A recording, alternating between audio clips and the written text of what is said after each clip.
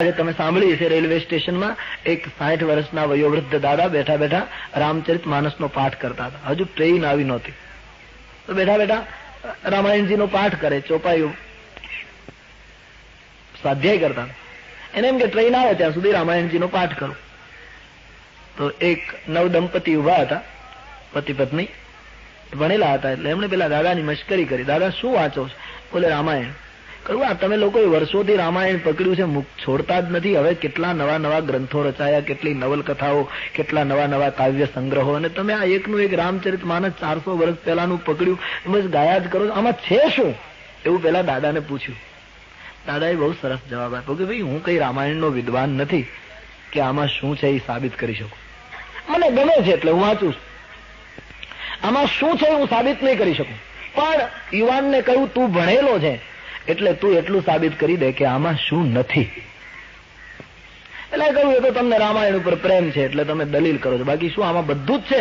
પેલા વડીલે કહ્યું કે મારી શ્રદ્ધા છે, આમાં બધું જ છે.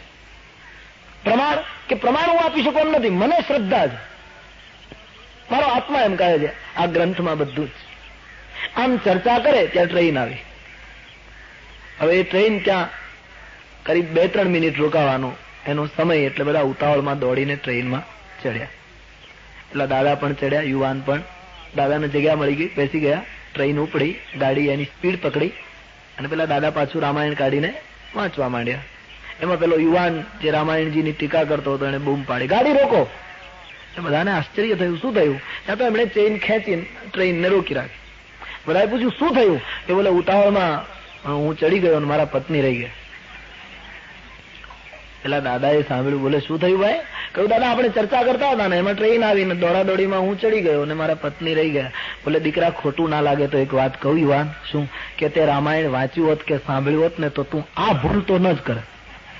બોલે આનો ખુલાસો રામાયણમાં છે કે હા રામાયણમાં લખ્યું છે કોઈ વાહનમાં બેસવું હોય તો પહેલા પત્નીને બેસાડાય અને પછી પોતાએ બેસાય, એવું રામાયણમાં લખ્યું છે. તે જો સાંભળ્યું હોત ના તો આ પત્ની રહી ગઈ અને તું અંદર ચડી ગયો, આ ઘટના ન બનત. બોલે એવું ક્યાં લખ્યું છે? કહ્યું રામાયણમાં નૌકામાં બેસવાનો પ્રસંગ આવ્યો ત્યારે પ્રિયા ચઢાઈ ચઢે રઘુરાઈ. નૌકામાં બેસવાનો પ્રસંગ આવ્યો છે ત્યારે સૌ પ્રથમ શ્રી સીતાજીને બેસાડ્યા, પછી રામજી બેઠા છે. તે એક વખત ક્યાંક કથાય કેવલ સાંભળી હોત તો તું આ ભૂલ ન કરે. રામકથામાં શું નથી? એક વસ્તુ ચોક્કસ કહું કે મારું ને તમારું જે આયુષ્ય છે વર્તમાન જગતમાં 50, 70, 75 કે 100 વર્ષનું, એ 100 વર્ષનું જીવન જીવવા માટે જેટલો સામાન માણસને જોઈએ એ દરેક સામાન રામકથા પૂરો પાડે.